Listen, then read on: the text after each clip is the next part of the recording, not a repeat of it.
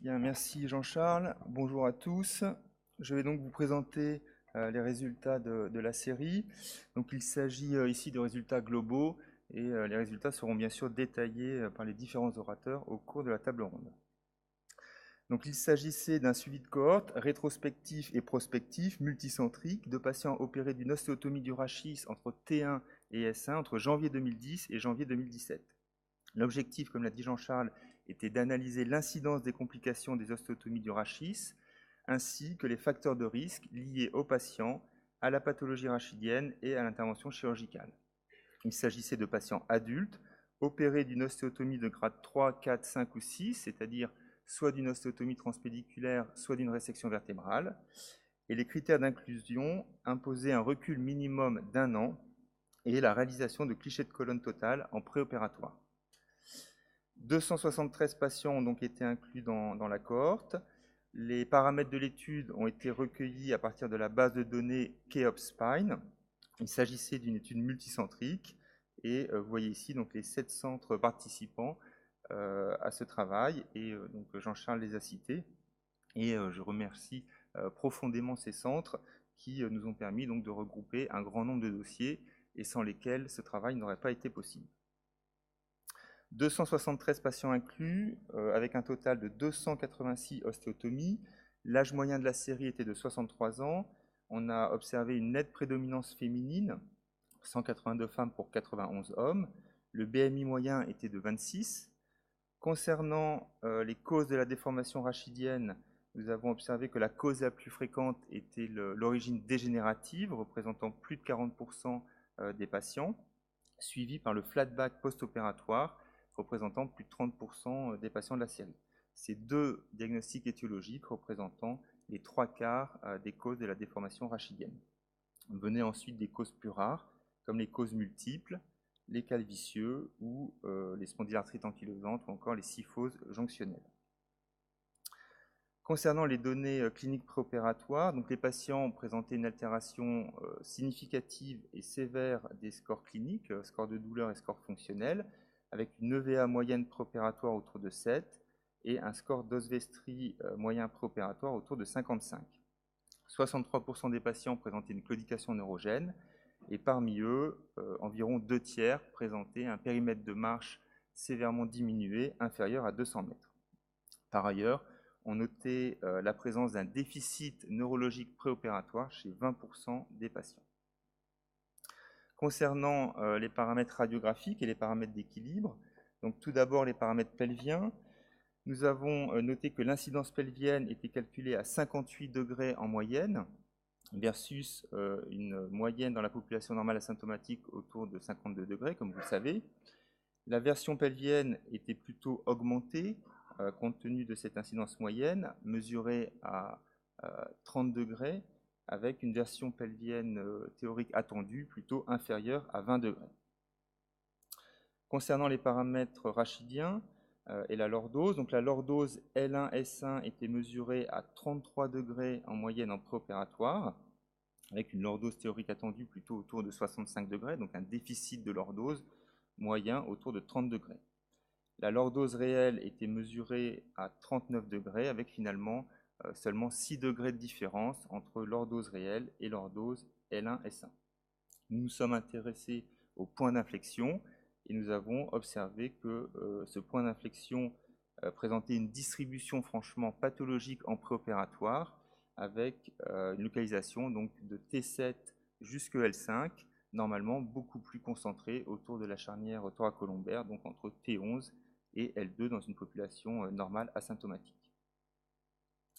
Pour chaque patient, la dette de lordose a été calculée en se basant sur les classes d'incidence pelvienne. Donc la dette de lordose a été définie comme la différence entre la lordose L1-S1 théorique et la lordose L1-S1 mesurée. Cette dette de lordose était en moyenne de 32 degrés dans la série. Concernant les paramètres globaux, nous avons noté que l'ensemble de ces paramètres étaient sévèrement altérés en préopératoire, donc le SVA, l'angle spino-sacré, le ratio C7, l'angle TPA, traduisant donc l'importance du déséquilibre préopératoire. Et par exemple, on notait un angle spino-sacré moyen préopératoire à 109 degrés, pour une moyenne dans la population normale asymptomatique autour de 135-140 degrés. On passe aux données chirurgicales. Donc, les patients présentaient un score ASA 1 dans seulement 15% des cas. Il s'agissait donc majoritairement de patients ASA 2 et ASA 3. La durée opératoire moyenne était autour de 4h30. Le saignement intraopératoire moyen autour de 1,8 litre. Et la durée moyenne de séjour était relativement élevée, 16 jours en moyenne. En ce qui concerne les montages, la série comprenait 30% environ de montages longs, c'est-à-dire remontant jusqu'à la région thoracique supérieure de type T3 bassin, 37% de montages intermédiaires de type T10 bassin, donc s'arrêtant au niveau de la charnière thoracolombaire, et puis 30% de montages autres, pouvant correspondre à des montages courts ou à des montages pontant la charnière thoracolombaire. Une greffe osseuse a été réalisée de façon quasi systématique, le plus souvent au moyen des produits locaux osseux, donc produits de décortication ou produits d'arthrectomie. Un prélèvement de crête iliaque a été réalisé dans seulement 10% des cas, et l'utilisation de substituts osseux a été notée chez seulement un patient sur 5. Enfin, l'utilisation de la BMP était exceptionnelle. Concernant la chirurgie antérieure, nous avons noté que celle-ci était réalisée chez moins de 1 patient sur 2, 42% des cas. Chez ces patients ayant bénéficié d'une chirurgie antérieure, le nombre moyen de chirurgies antérieures était de 1,7, avec plus de 2 chirurgies antérieures pour plus d'un patient sur 2, avec typiquement un temps d'ALIF et un temps d'XLIF. Concernant les niveaux, donc 85% des niveaux étaient donc localisés entre L2 et S1, et le niveau L3 L4 était le niveau le plus souvent concerné. Alors 286 ostéotomies qui se répartissaient de la façon suivante: 261 ostéotomies transpédiculaires et 25 résections vertébrales. Pour les ostéotomies transpédiculaires, il s'agissait majoritairement d'une ostéotomie classique, de grade 3 selon Schwab, et plus rarement d'une ostéotomie de type transdiscal, donc grade 4. Les 25 résections vertébrales concernaient essentiellement un niveau vertébral, donc résection de type 5 selon Schwab, et plus rarement résection multiniveau, donc de grade 6. Concernant le niveau d'ostéotomie, donc celui-ci était majoritairement L4 dans plus de 50% des cas. Le niveau était L3 dans à peu près 22% des cas, et l'ostéotomie était réalisée au niveau de la charnière thoracolombaire dans environ 18% des cas. De façon intéressante, nous avons noté que le niveau L5 était concerné pour seulement un patient de la série. Concernant certains aspects techniques de l'ostéotomie, donc concernant la fermeture tout d'abord, nous avons noté que la technique de fermeture de l'ostéotomie était majoritairement réalisée par la compression segmentaire, dans plus de 40% des cas.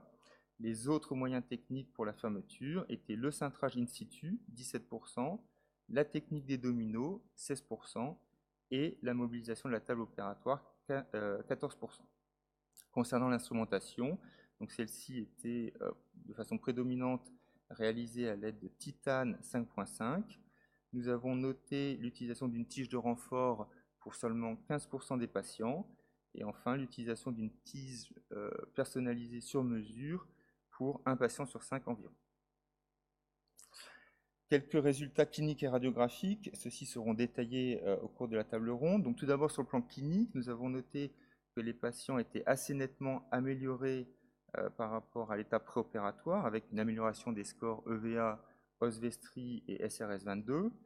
Sur le plan radiographique, nous avons noté que les patients étaient également assez nettement améliorés, mais restaient toutefois insuffisamment corrigés.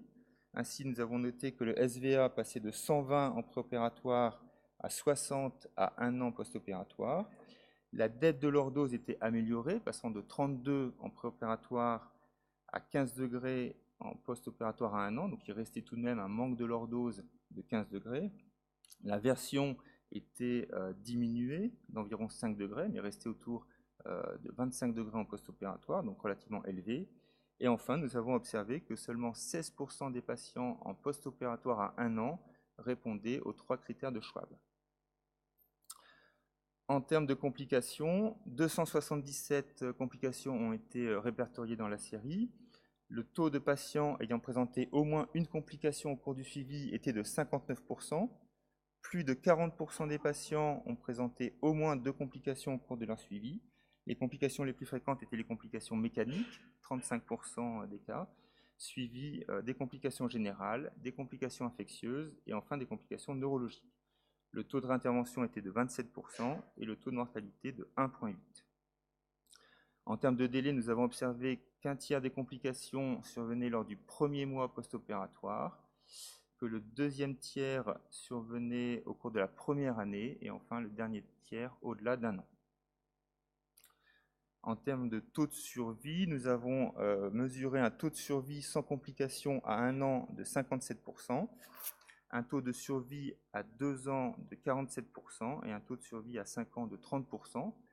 Autrement dit, le risque de faire une complication dans les 2 premières années post-opératoires concernait plus d'un patient sur 2, et la probabilité de ne pas faire de complications à 5 ans post-opératoires concernait moins d'un patient sur 3. Je vous remercie.